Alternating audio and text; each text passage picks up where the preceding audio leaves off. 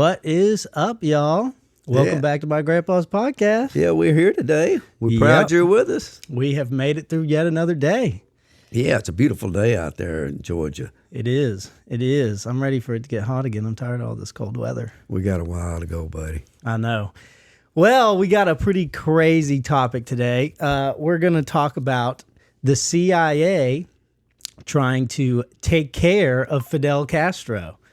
So, yeah, I tell you, that's an interesting subject. I'd say so. especially the way the CIA went about it. Yeah, let's say they had some creative methodology for trying to take care of our guy, Fidel. Yeah, creativity in kindergarten, right? Yeah. I'm telling you, man, like 50s and 60s CIA operations were absolutely unhinged. I don't know what they were doing in the very early stages of the CIA, but it was really a pretty crazy time. Yeah, it was like Mutt and Jeff out there. I grew up in that era, though, and there was real concern about us getting blown up by the Russians.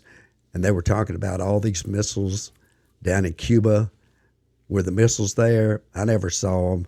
I think they were it was a scare tactic by the Russians, and they paid off Castro. So when we go through this, you'll see how dumb things were. The CIA was about to protect us, but at day's end, I question the CIA during this period. Yeah. I mean, I feel like the more you learn about the CIA, the more it's like, this seems a little crazy. I mean, even during the Cold War era of the CIA, which was when they were founded, it was in like 1947, they told the president that there were, quote unquote, hundreds of intercontinental ballistic missiles pointed at the U.S. It turns out there was only 3 at the time, which, 3 missiles is too many, but they clearly were really into bending the truth. It's similar to the story that came up about Iraq, weapons of mass destruction. Yeah, same deal. We go over there, get a lot of our guys killed, kill a lot of people, screw up a whole Mideast, and why? There were no weapons of mass destruction anywhere. No, definitely not. So anyway, yeah, this is a story about trying to take care of Mr. Castro. Absolutely. So when the CIA was founded, this is super early on, 1947, they were told explicitly that they were not allowed to operate on U.S. soil, and they immediately began operating on U.S. soil, as the CIA does. Yeah. They directly reported to the president, and they always have, which I was kind of unaware of, even though I've known so much about the CIA for so long.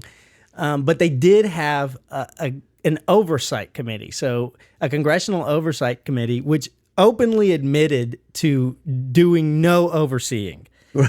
They said that we needed to take everything the CIA did on faith because it would ensure the U.S. population's safety, which is insane. Like, how do you have an oversight committee and the leader is saying, yeah, we're not doing any overseeing.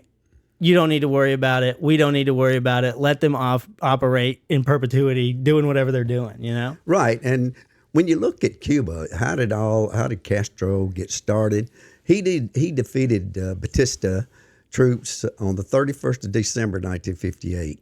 And it started a regime that would be there for a number of years, to 2016 basically, and still going on because the Castro family still runs Cuba. Yep. He becomes prime minister, and then president, and then basically dictator until he died in, well, I guess it's 2008, I think, not 2016. No, he died in 2016. He left office in 2008. Cuba then becomes a full communist state. Yep. And one reason it became a communist state is because he went out and every factory, every oil pump, everything in that country became part of the government. Yeah. And as such, they controlled everything. And that's why there's so many Cubans left there and want to get back into Cuba and realize the property that they lost.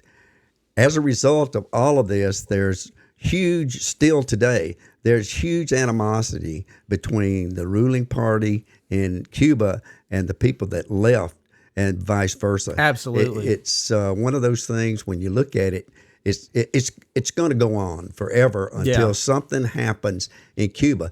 As a matter of fact, at one time, most people thought Cuba would be like Puerto Rico. It would become a territory and then a state because it's just, 90 miles or something like that off the coast. I mean, it's super close. Super close. So it's something that we look at.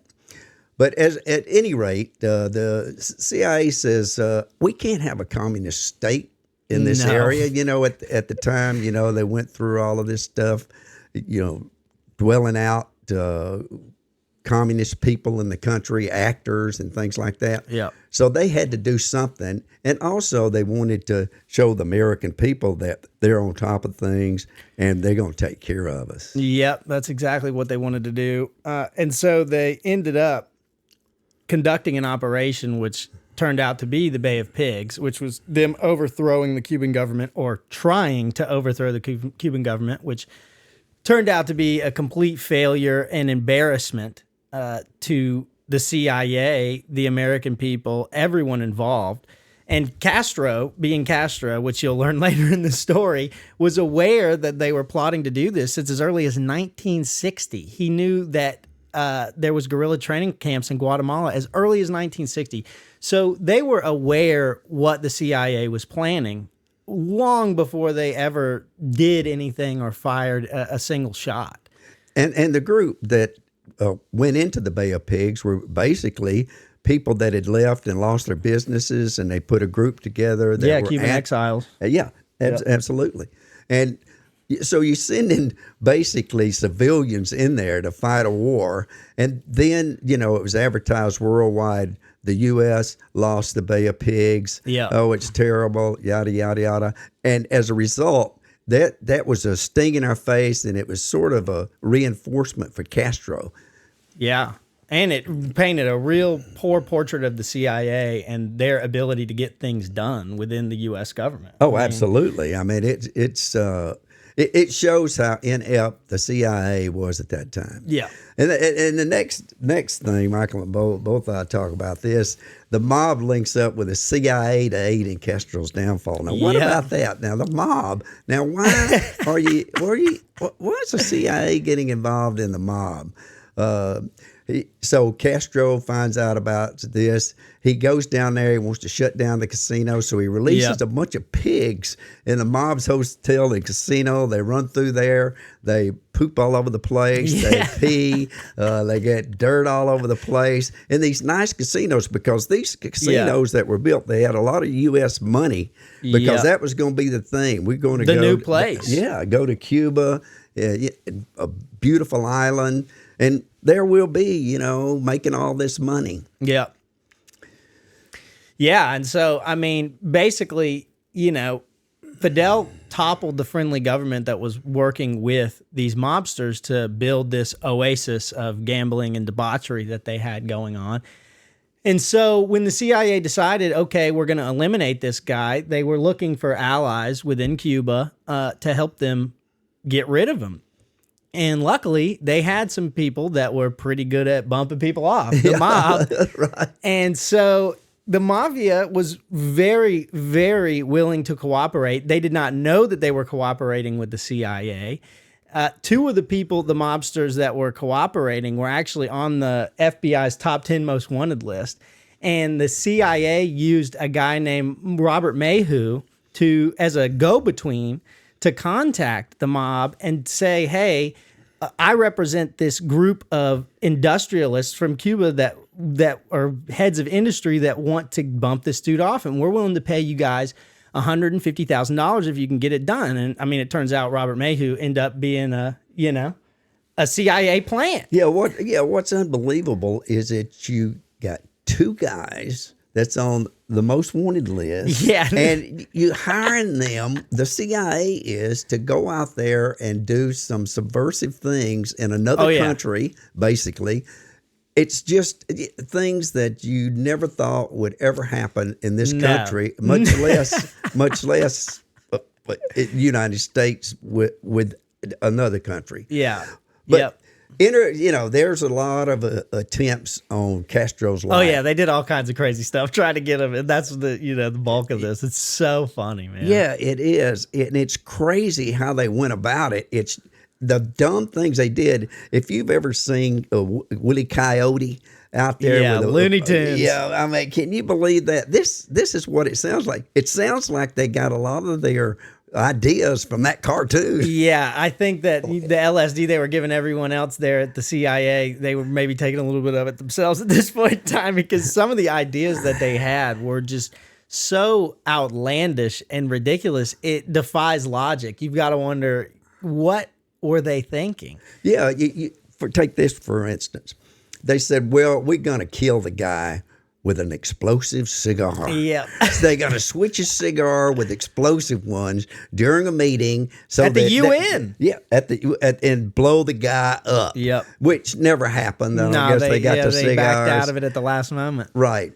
So what happened is, I think Castro had a lot of inside information, because after this, he created his own cigar company, the Cohibas. Cohiba cigar brand, and that was his brand. So he never smoked another cigar except that brand. So yeah, well, and you'll find out too, the CIA clearly was trying to do a lot of stuff with cigars at this point in time. So I think that his security commission was pretty smart in keeping him from getting anything other than cigars that they'd vetted, because the CIA was trying to put all manner of things into this man's smoking, stuff. It's like, it was crazy. At one point, they tried to put botulism in one of his cigars and send it directly to him through a third party, and it never got to him. They also never found out what happened to it, so God only knows what happened to it. Yeah, poor guy that got it or smoked it whatever. I know. He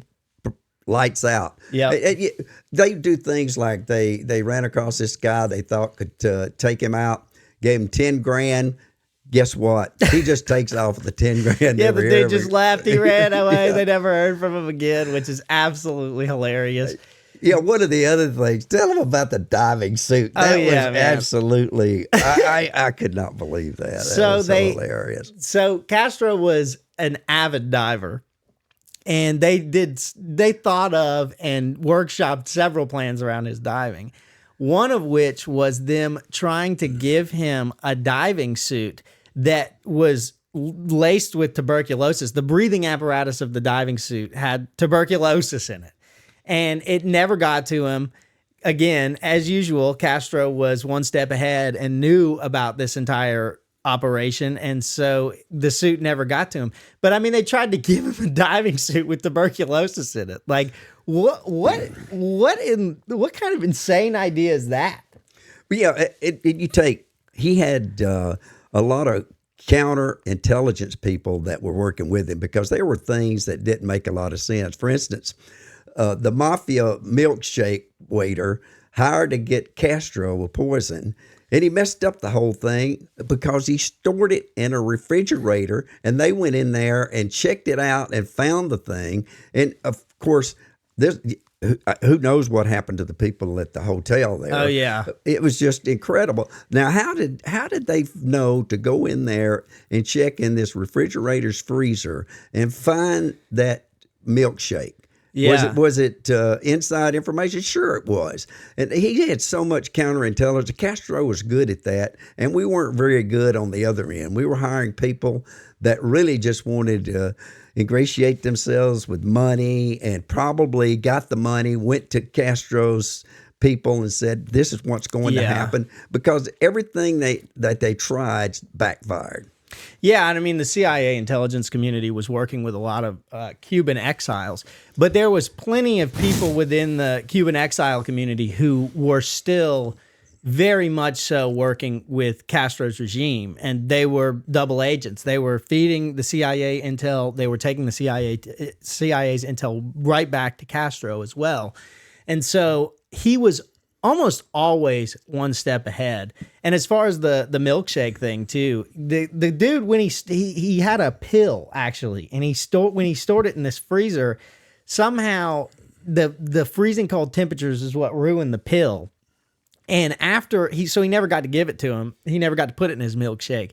But after that attempt, Castro never went back to that restaurant again. He never went back to the place where he would get these milkshakes ever again. So clearly he had some level of information about it. I mean, he must have.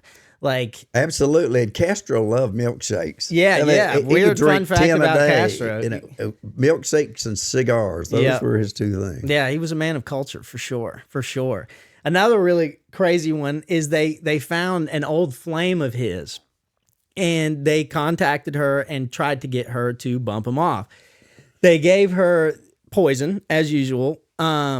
And when they did, she put it in what did she cold cream. Yeah. So she puts it in this cream. She goes to meet him, and she still has feelings for him at this point, which whether she divulged that to the CIA or meet him in a hotel bedroom. Yeah. So I mean, you know what's about to happen.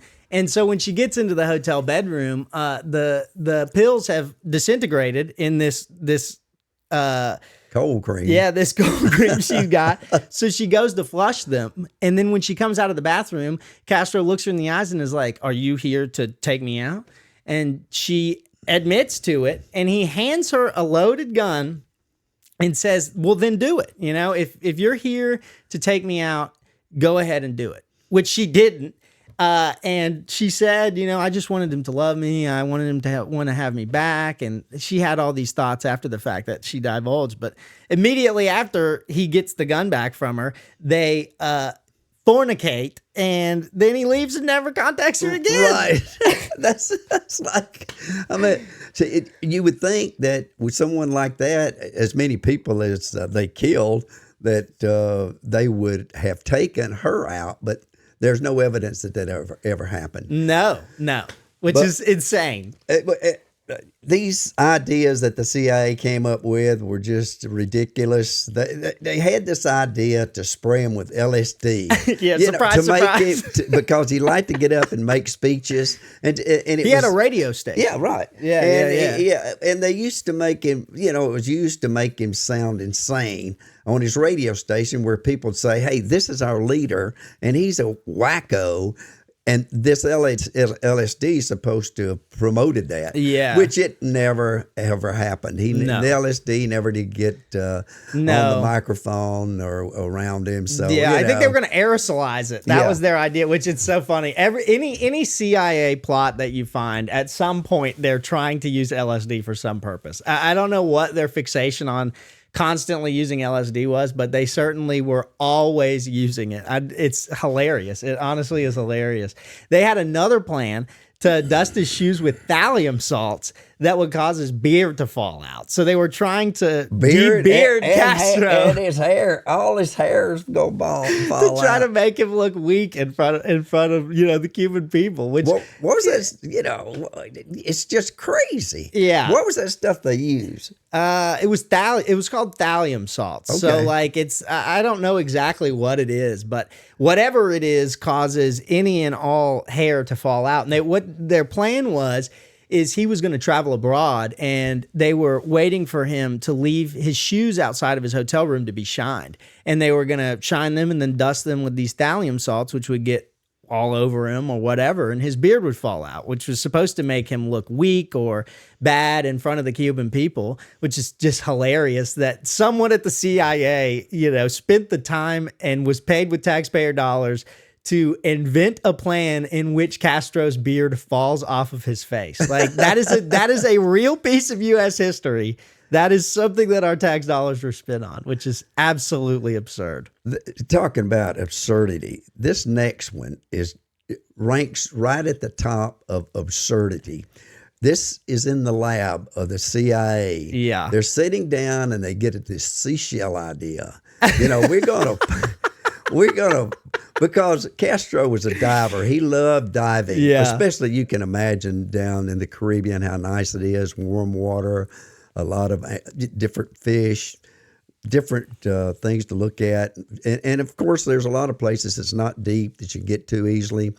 Well, they had this idea to paint up this seashell that was completely different than what they're out there, and they wanted him to be the one to go down with his diving equipment, go down, see that nice seashell, and below the seashell was an explosive. When he pulled it, it would blow him up. Can you? Yeah. Yeah. It's not.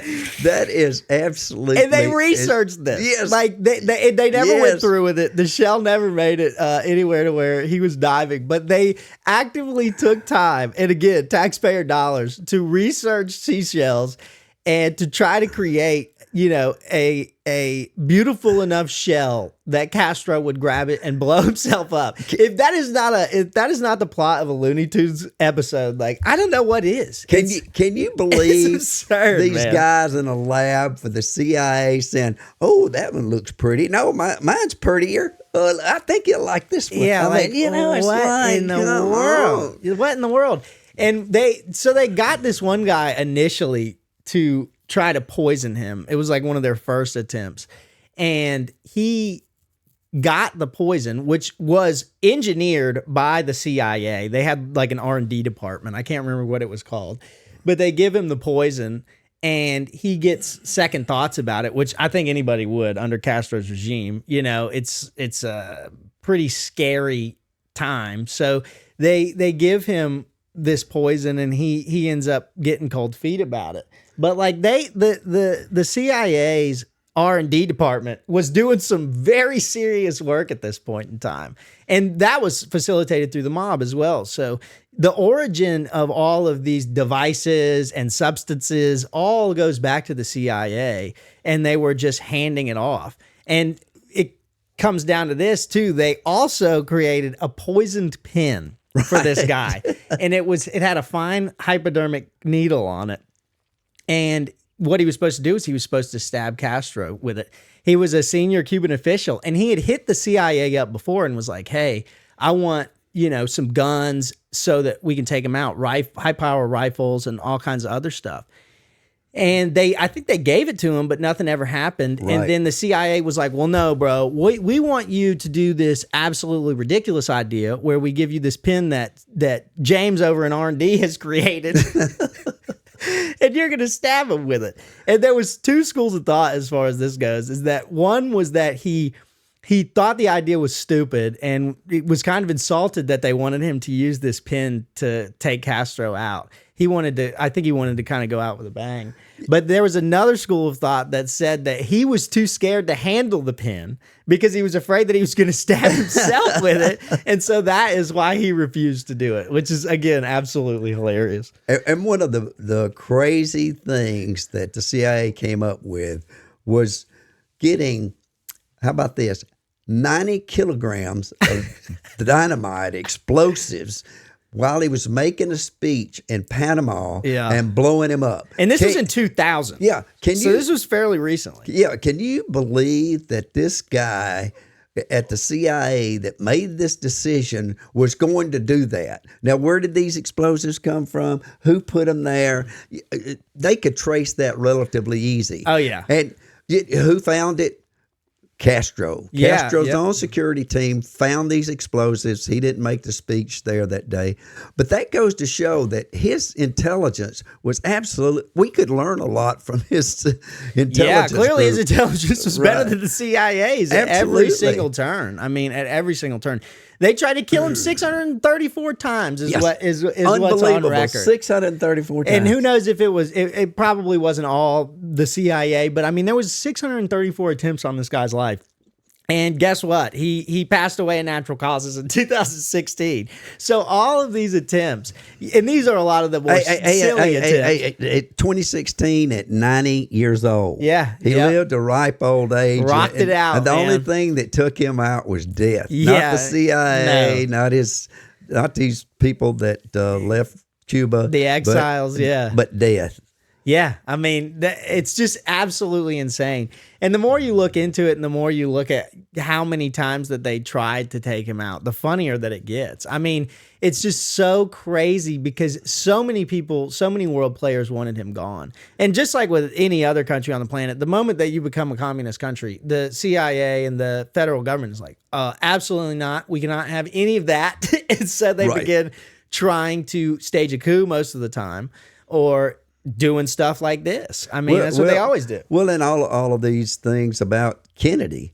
Oh, yeah. They think the Cubans has something to do with that. That's one of the scenarios that's out there about Kennedy's death. Yeah. But when you think about the times they tried to get poor Castro, it's like, what is happening here? Yeah. Can't you get it right? And if you don't get it right after a few times, just stop. Hire someone ain't gonna else, happen. man. Yeah. It ain't gonna happen. No, I mean, as far as Kennedy goes, because he was a big part of this as well.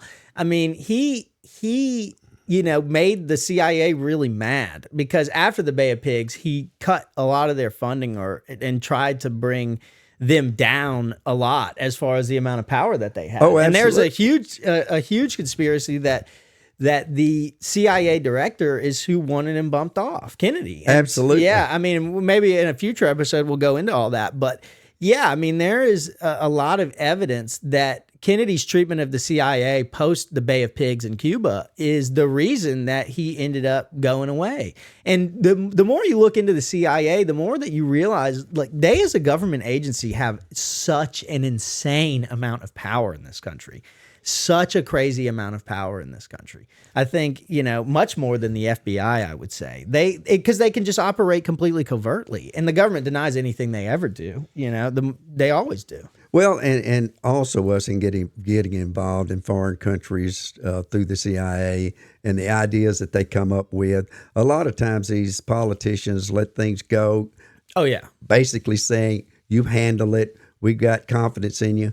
But I don't have that much confidence in them. And I think there should be a group of people that oversee them in a tight way, just like which the FBI. There sort of is now. Well, it's better, but still. I think it's called, in the 70s, they came up with an oversight committee, a different oversight committee because of how rambunctious the CIA had got. I think I can't remember what it's called. I think it's called the Churchill Commission, but I can't remember exactly. But the CIA got so crazy in the 70s that somebody was like, all right, man, we have got to do something about these dudes. Like, this is getting just way too out of hand. And I mean, they're still doing so much crazy stuff. And the problem with the government as well is because the FBI is a part of the government, the rest of the government is complicit. And so because they are complicit, you never are going to hear any government official really admit to anything that the CIA has done. It doesn't really happen. When Trump was in office, a lot of this stuff that we just talked about got declassified.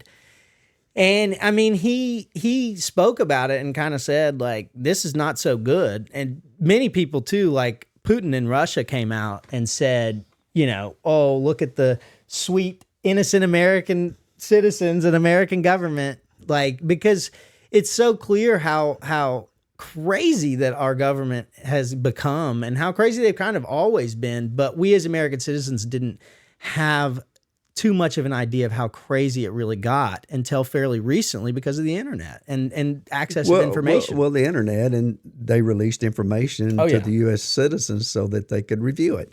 And I think that there should be more of it. And when I'm talking about an oversight committee, I don't think it should be just politicians or these government hands out there that's always been there. Yeah. I think there should be institutions that's part of it, even just plain citizens.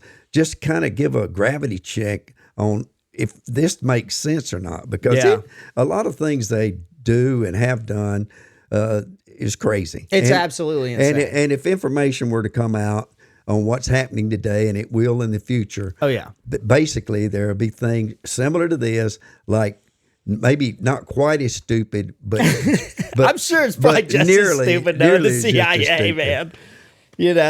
But hey, thanks y'all so much for joining us today, and we really enjoyed this episode. We wanted to do something a little more lighthearted after the Epstein episode yesterday, because number one, that was a lot of information to cover and a lot of research, and number two, it was just a heavy topic. So we picked this today because it's interesting, but it's also just hilarious. So enjoy it, and we'll see you tomorrow. We will. Y'all have a great day, man, and don't forget to like and subscribe. Thank y'all so much. Y'all have a great one. Take care.